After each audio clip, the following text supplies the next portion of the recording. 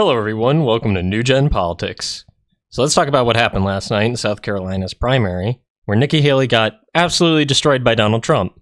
Remember, this is Nikki Haley's home state, the state she was governor in, and she still lost to Trump.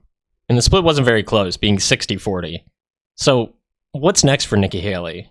Because she obviously has no clear path to victory. Her only chance of winning is if Trump literally dies or is imprisoned, and even if he's imprisoned, I still think he would win over Nikki Haley. And despite their best efforts, Trump doesn't seem to be going anywhere, even after this whole New York fraud case. So what is Nikki to do? Well, there's a lot of speculation. What is her goal? Is she trying to position herself for 2028? Is she actually just waiting for Trump to die or get locked up? Is she going to run as an independent? That's been trending more and more, people thinking that. But I was actually talking to my father about this, and he brought up a very interesting point. He said, I think Nikki Haley will run as the candidate for the No Labels Party, which is something I hadn't thought about before. That new No Labels Party that's been created and is kind of gaining a little bit of traction. Joe Manchin turned down the position as running as their presidential candidate, and so they need one. And who better than Nikki Haley, the most liberal Republican you've ever met? You see, she's been running around town, going on podcasts, going on SNL, talking about how Trump's demented and we need to make peace with the Democrats and all this sort of very leftist ideology that she's been putting in place, which is strange because she's traditionally right-wing in the fact that she is an incredibly warmongering hawk who seeks to destabilize the Middle East by force. So her positions are very wishy-washy. She comes out, she says something, people don't like it, she rolls it back. This happened with her policy on Iran, saying we should hit them hard. This happened with her idea of an internet license where everybody has to be doxxed constantly and you can get in trouble for things you say on the internet. No anonymity at all. People did not like that. And she'll say these things, then she'll blatantly lie and say she didn't say them.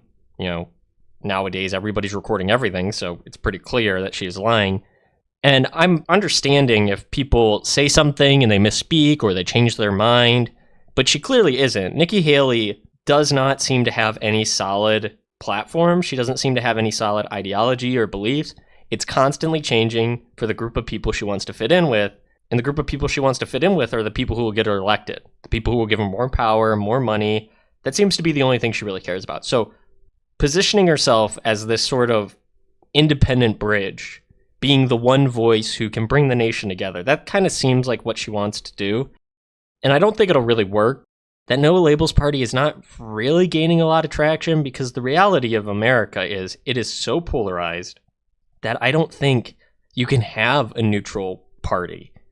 And Americans have been saying for decades they'd love us to just come together and all work together, and I don't think it's possible because fundamentally our ideologies are completely different.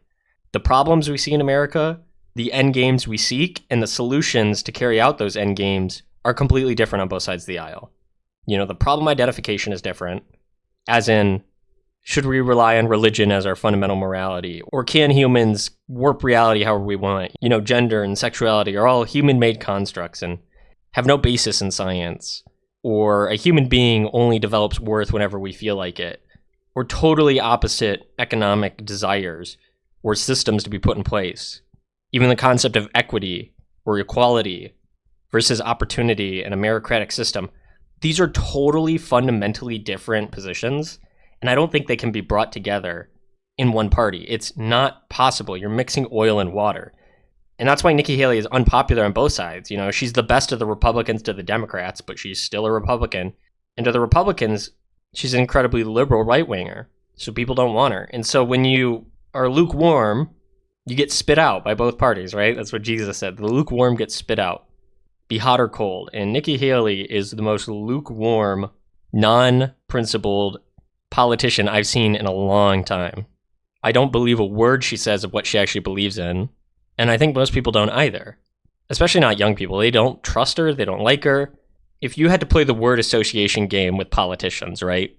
What's the first thing that comes to mind? Trump, orange. Biden, dementia. Chris Christie, fat. Nikki Haley, war. The common association with Nikki Haley's platform is she wants to go to war. She would crawl over broken glass to go to war. And that doesn't sit right with either party because most people are very anti-war right now.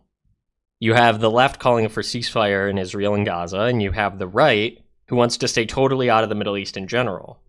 And I don't see either side really cheering to go to war in Iran or to really start something over there. Because most people say it's not our problem. We have so many domestic problems. But Nikki Haley, for some reason, is like set on going to war. Or at least that seems to be the association, is she desires to use American imperialism all over the world wherever she sees fit. And the question is that actually what she believes in, or is that because her donors told her to? And speaking of her donors, why is she running in the first place? Why is she still running?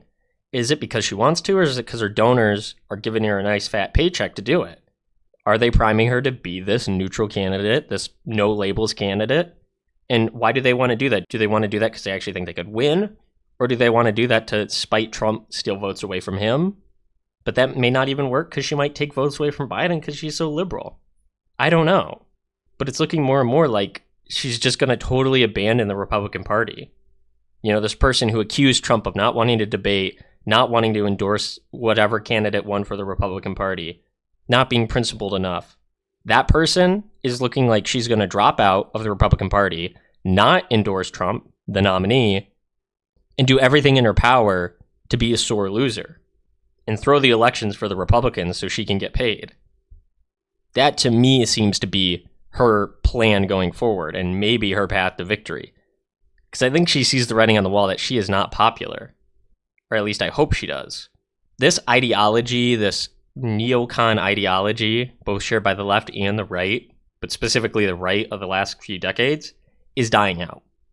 These people with all the money that are trying so hard to endorse her. It was like, what, she spent $78 million to Trump's like $1.5 million in South Carolina, something like that. They're trying so hard to maintain this ideology, and people don't like it. They don't want it.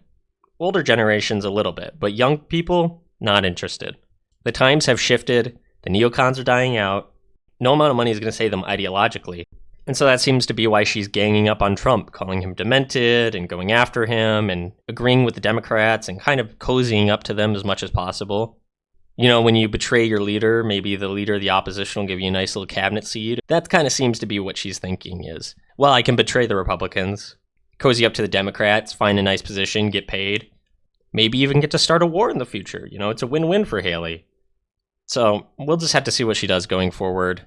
To me, last night is just the telltale sign of it's over. People don't want her. She's unpopular. She can't even win her own state. And it wasn't even close. It wasn't like it was, 52 to 48, 20%. And that includes all the Democrats and independents she's been going around begging to vote for, sending mail to all these independents and Democrats to vote for her in the primaries. And still she's losing every single one. So no matter the financial support, no matter the across the aisle support she gets, she's still losing to Trump. And so what does a sore loser do? Throw the election. If you go into this election with Trump, Biden, Kennedy, and a lot of people saying Joe Manchin, but now actually Nikki Haley running as a fourth candidate, it could be interesting. It really could. Because who knows who takes votes from whom? It's hard to tell. And we won't really know that until we get closer, until that actually comes to fruition. Who finally is going to be the candidates for each party? Because there's no guarantee Biden's going to be the candidate either. There's no guarantee Trump's going to make it there either, as much as we want him to. But I think even if Nikki Haley continues to run and Trump drops out, people would rather throw up DeSantis or Vivek or a ham sandwich instead of Nikki Haley. I mean, geez, bring back Ben Carson. I'd rather vote for him.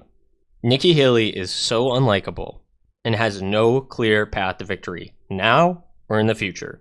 So it's time for her to drop out, and it's time to get this race moving to the final candidates of the 2024 election. Let's start talking about the issues at hand. Let's start organizing and forming coalitions on both sides, and hopefully we can have a normal election cycle. But unfortunately, it seems in both politics and in history, the silliest thing that could possibly happen typically does. Now that you've heard what I think, please let me know what you think down in the comments below. And as always, don't forget to like, share, and subscribe.